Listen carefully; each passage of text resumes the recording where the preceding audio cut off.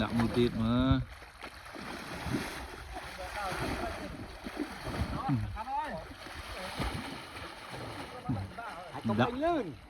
Đậu.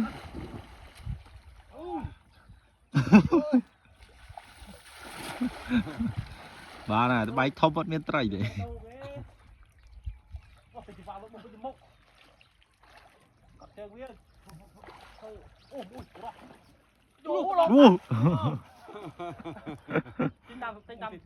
Trên tắm đi. Ui mà thằng ngọc nó sợ ruột bốc rồi. Khi cho má khi. Cho má lại chi chắp Chưa cho. Bánh đáy. Kỳ lang gỡ. Chừng, mũi tít.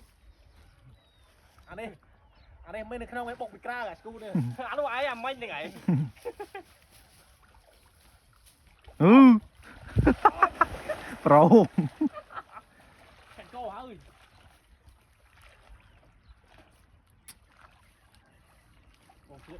Bỏ là mà bạt. Bạt tít là manh này nốt màu à. Thì giờ anh biết ra thấy Châu là. với ai tôm mà. Mà kia mà đây canh chính vậy. Ừ. Rồi bao tiêu. Quả chừng lành một con ăn đây vậy. Cướp bay thông. Trai nó đi ai cháu nè. Sao biết rõ hả? Quần tay nữa. Tay men. Đấy. Bụp là.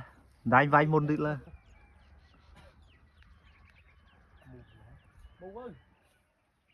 Để bờ sao ba không biết ơi để vì một ba ai môn nè. Mũi cắt rồi.